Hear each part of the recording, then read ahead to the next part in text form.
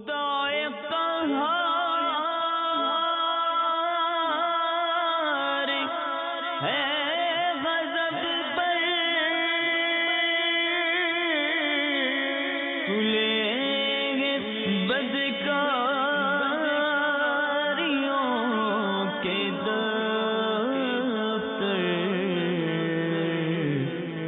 بچا لو شفیع محشر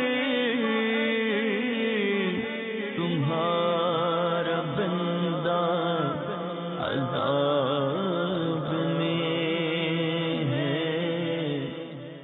الحمدللہ رب العالمین والصلاة والسلام علی سید المرسلین، اما بعد فاعوذ باللہ من الشیطان الرجیم، بسم اللہ الرحمن الرحیم، الصلاة والسلام علیک یا رسول اللہ، الصلاة والسلام علیک یا حبیب اللہ، الصلاة والسلام علیک یا نبی اللہ، وعلی آلک واصحابک یا نور اللہ۔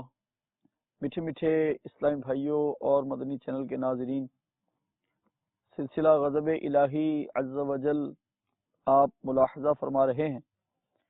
آج کے سلسلے میں ہمارا موضوع ہے ناپ تول میں کمی کرنا۔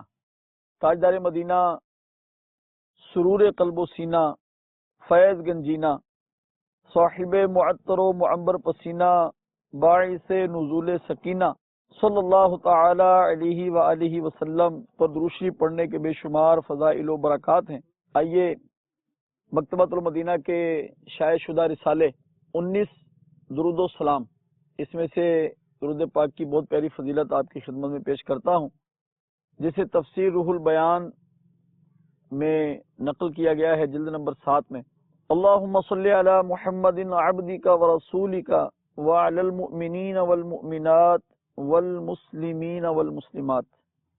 صاحب روح البیان علیہ رحمت اللہ الرحمن فرماتے ہیں، جو شخص اس درود پاک کو پڑھے گا اس کا مال و دولت بڑھتا رہے گا۔ صلو علی الحبیب صلی اللہ تعالی علی محمد صلی اللہ تعالی علیہ وسلم۔ اچھی اچھی نیتیں کر لیجئے کہ اللہ تعالیٰ کی رضا پانے اور ثواب کمانے کے لیے توجہ کے ساتھ علم حاصل کرنے کے لیے بیان سنوں گا، اور یہ بھی نیتیں کر لیجئے کہ اگر اس میں سے کوئی کمی کوتاہی میرے اندر ہوئی تو وہ دور کرنے کی کوشش کروں گا۔ اگر میرے اندر ایسی کمی کوتاہی نہ ہوئی تو اللہ تعالیٰ کا شکر ادا کروں گا۔ میرے اندر نہ ہوئی، میرے کسی جاننے والے کے اندر ہوئی تو اس کو جا کر نیکی کی دعوت دینے اور برائی سے منع کرنے کا ثواب کمانے کے لیے میں اس کو بھی جا کر بتاؤں گا۔ اللہ تعالیٰ ہم سب کو نیکی کی دعوت دینے والا بنا دے، نیکی کی دعوت پھیلانے والا بنا دے، برائیوں سے روکنے والا بنا دے۔ انشاءاللہ عز و جل ہمارا معاشرہ جو ہے یہ اچھا ہوتا چلا جائے گا۔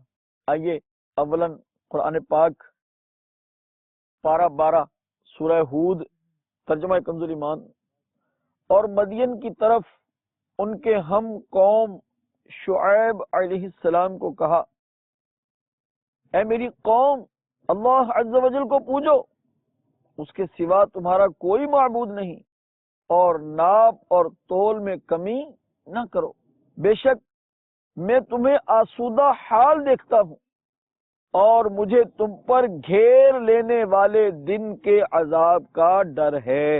اس کی تفسیر میں تفسیر صراط الجنان جلد نمبر 4 میں ہے۔ مدین حضرت ابراہیم علیہ السلام کے ایک بیٹے کا نام ہے، بعد میں حضرت شعیب علیہ السلام کے قبیلے کا نام مدین پڑ گیا، اور اکثر مفسرین کی رائے یہ ہے کہ حضرت ابراہیم علیہ السلام کے بیٹے مدین نے اس شہر کی بنیاد ڈالی تھی۔ آیت کا خلاصہ یہ ہے کہ انبیاء کرام علیہم السلام کو یہ حکم دیا جاتا کہ سب سے پہلے وہ اللہ تعالیٰ کی وحدانیت کی دعوت دیں، اسی لیے حضرت شعیب علیہ السلام نے مدین والوں کو سب سے پہلے یہ فرمایا کہ اے میری قوم، اللہ تعالیٰ کی عبادت کرو، اس کے سوا تو تمہارا اور کوئی معبود نہیں۔ توحید کی دعوت دینے کے بعد انبیاء کرام علیہم السلام کو یہ حکم ہوتا ہے کہ جو کام زیادہ اہمیت کا حامل ہے اس کی دعوت دیں، پھر اس کے بعد جس کی اہمیت ہو اس کی دعوت دیں۔ تو یہ جو اہل مدین تھے، ان کے اندر کفر کے بعد جو سب سے بری عادت تھی وہ ناپ تول میں کمی کرنا تھی۔ چنانچہ ان کو حضرت شعیب علیہ السلام کو حکم ہوا کہ آپ ان کو اس چیز کی دعوت دیں۔ یہ لوگ کیا کرتے تھے؟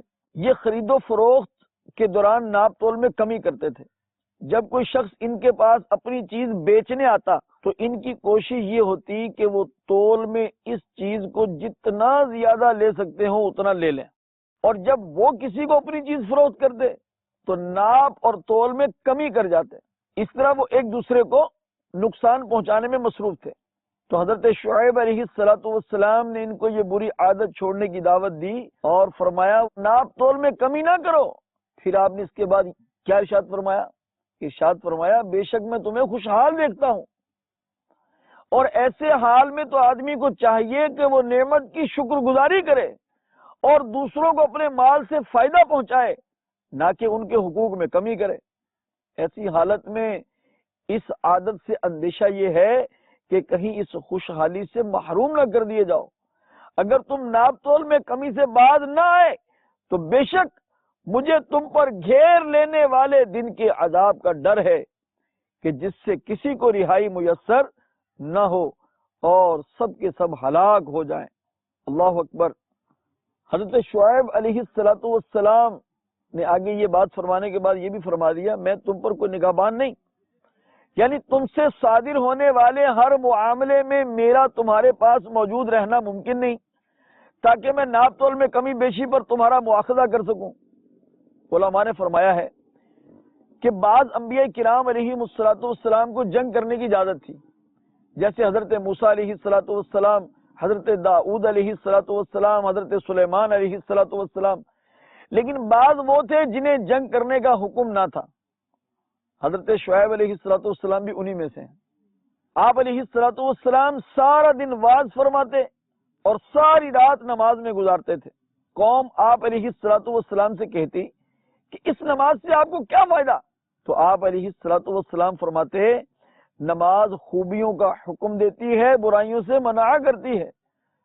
تو اس پر وہ نادان آپ کا مذاق اڑاتے ہوئے یہ کہتے، کیا کہتے؟ اگلی آیت سنیے، ترجمہ کنز ایمان۔ بولے اے شعیب علیہ السلام، کیا تمہاری نماز تمہیں یہ حکم دیتی ہے کہ ہم اپنے باپ دادا کے خداؤں کو چھوڑ دیں یا اپنے مال میں جو چاہیں نہ کریں؟ ہاں جی، تم ہی بڑے عقل مند نیک چلن ہو۔ استغفر اللہ استغفر اللہ استغفر اللہ۔ گویا کہ جیسے کسی نے کہا کہ ناصحہ مت کر نصیحت، اے ناصحہ، اے نصیحت کرنے والے، اے مجھے سمجھانے والے، مجھے نہ سمجھا۔ ناصحہ مت کر نصیحت، دل میرا گھبرائے ہے، اس کو دشمن جانتا ہوں جو مجھے سمجھائے ہے۔ اس قوم کا یہ حال نظر آتا ہے۔ چاہیے تو یہ تھا کہ یہ حضرت شعیب علیہ السلام کی بات سنتے، سمجھتے، دل میں اس کو بٹھاتے، اس پر عمل کرتے، دوسروں تک پہنچاتے، اور نتیجتاً قیامت کے دن آپ کے ساتھ داخلہ جنت لے لیتے۔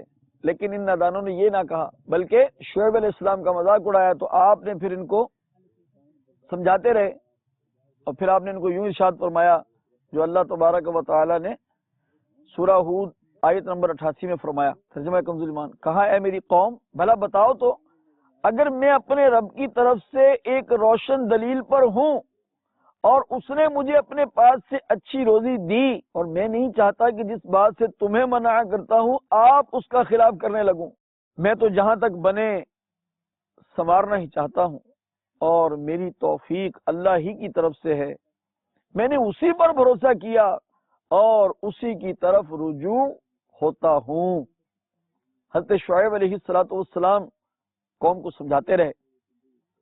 پھر آپ نے ارشاد فرمایا، ترجمہ کنز ایمان، اور اے میری قوم، تمہیں میری ضد یہ نہ کموا دے کہ تم پر پڑے جو پڑا تھا نوح کی قوم یا ہود کی قوم یا صالح کی قوم پر، اور لوط کی قوم تو کچھ تم سے دور نہیں۔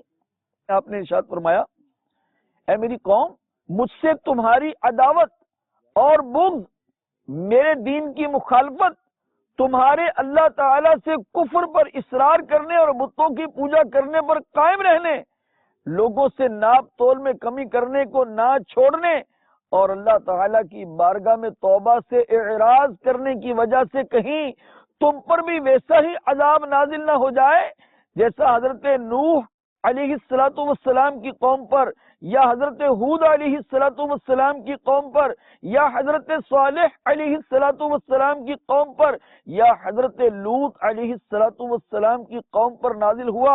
اور حضرت لوط علیہ السلام کی قوم کا زمانہ دوسروں کی بنسبت تم سے زیادہ قریب ہے، لہذا ان کی حالات سے عبرت حاصل کرو اور اس بات سے ڈرو کہ کہیں میری مخالفت کی وجہ سے تم بھی اسی طرح کے عذاب میں مبتلا نہ ہو جاؤ جس میں وہ لوگ مبتلا ہوئے تھے۔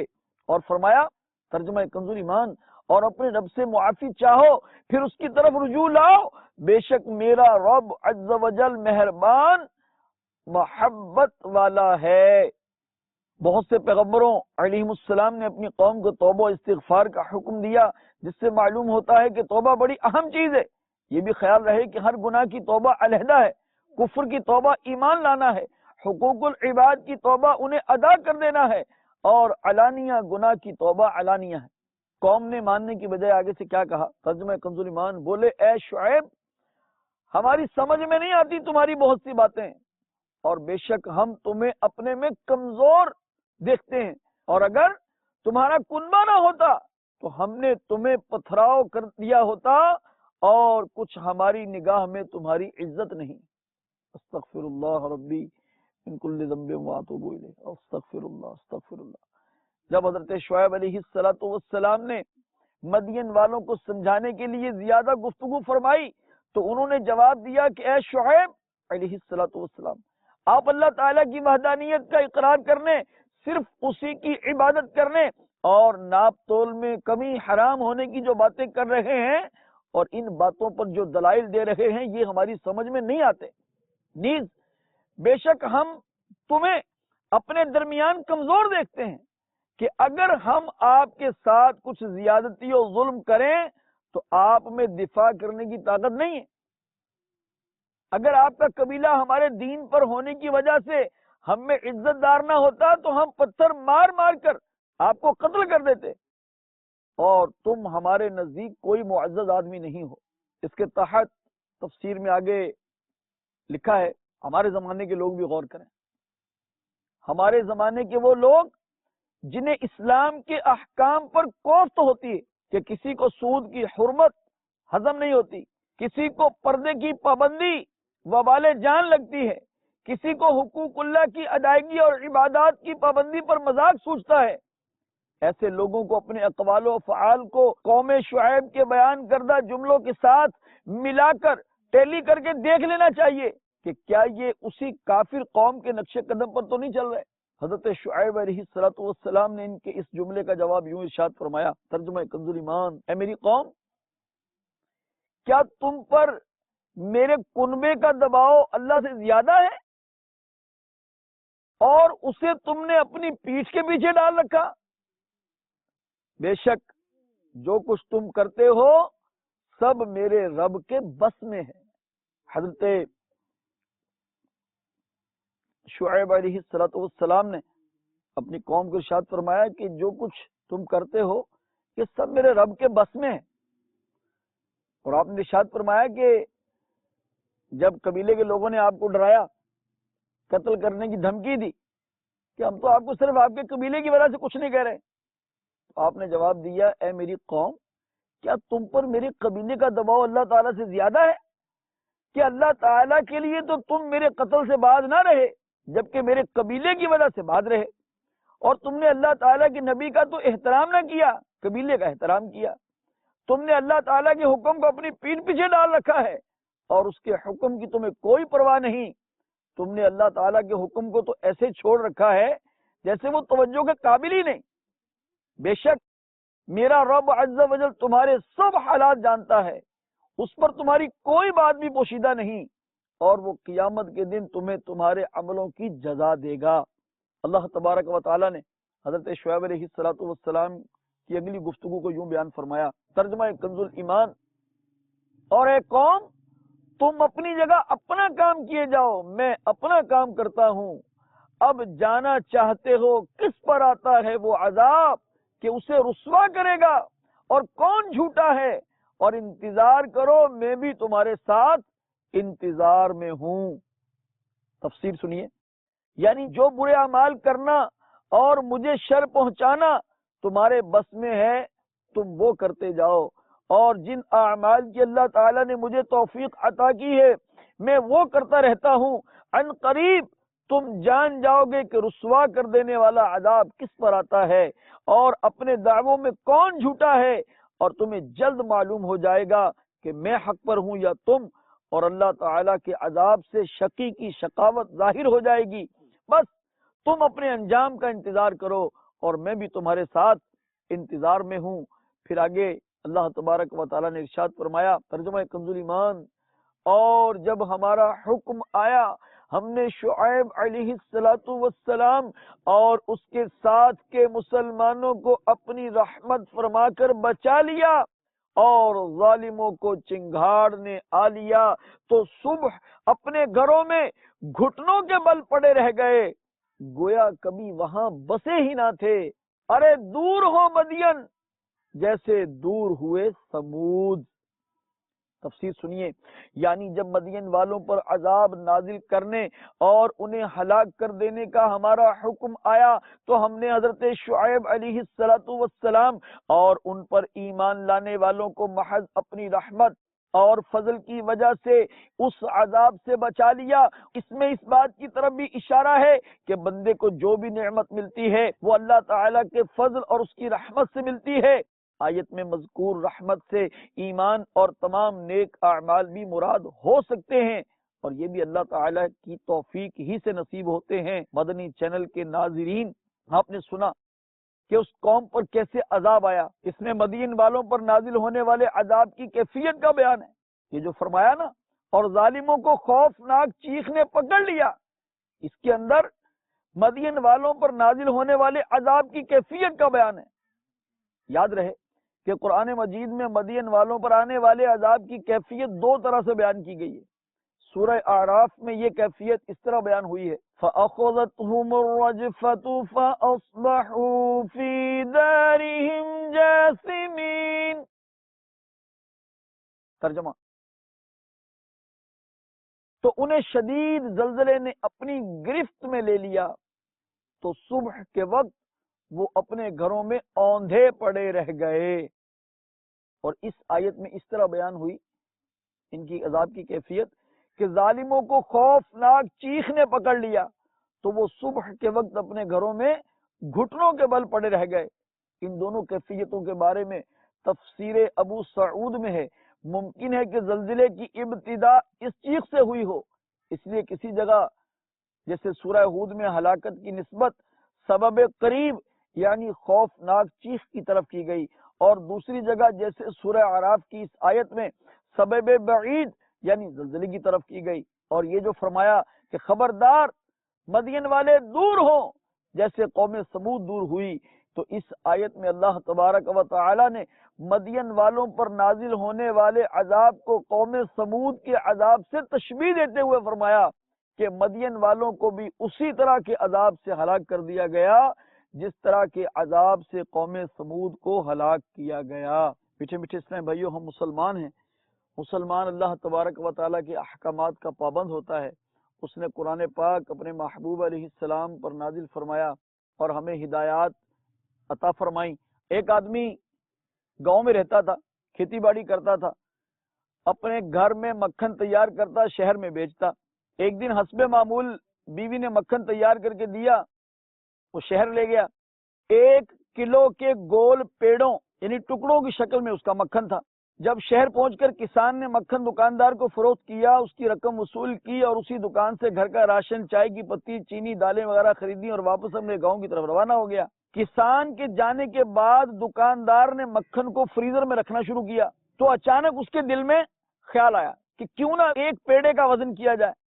جب وزن کیا تو مکھن 1 کلو کے بجائے 900 گرام نکلا، یعنی 100 گرام کم تھے۔ حیرت و صدمے سے دوچار ہوا اور اس دکاندار نے سارے پیڑے ایک ایک کر کے تول ڈالے، مگر کسان کے لائے ہوئے سارے پیڑوں کا وزن ایک جیسا تھا، یعنی 900 گرام ہی تھا۔ یوں ہر پیڑے میں 100 گرام کم تھے۔ اگلی مرتبہ جیسے ہی کسان مکھن لے کر دکاندار کے پاس پہنچا تو اس نے غصے سے بفر کر کہا، دور ہو جاؤ میری نظروں سے، میں تم جیسے دھوکے باز سے ہرگز مکھن نہیں خریدوں گا، تم 1 کلو کا بول کر مجھے کم مکھن دے دیتے ہو۔ کسان مسکین سی صورت بنا کر کہنے لگا، ارے بھائی، اس میں میرا کوئی قصور نہیں، ہم تو غریب لوگ ہیں، ہمارے پاس تو وزن تولنے کے بعد ہی نہیں ہے، ان کو خریدنے کی طاقت ہی نہیں ہے۔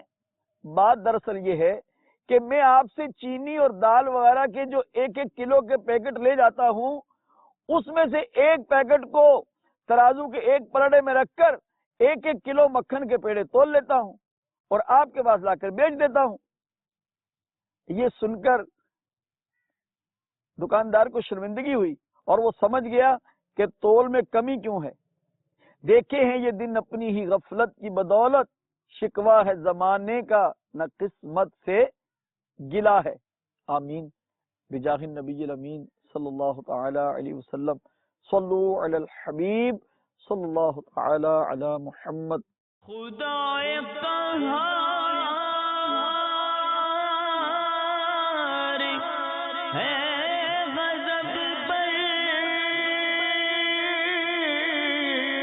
کھلیں گے بدکاریوں کے دفتر، بچا لو آ کر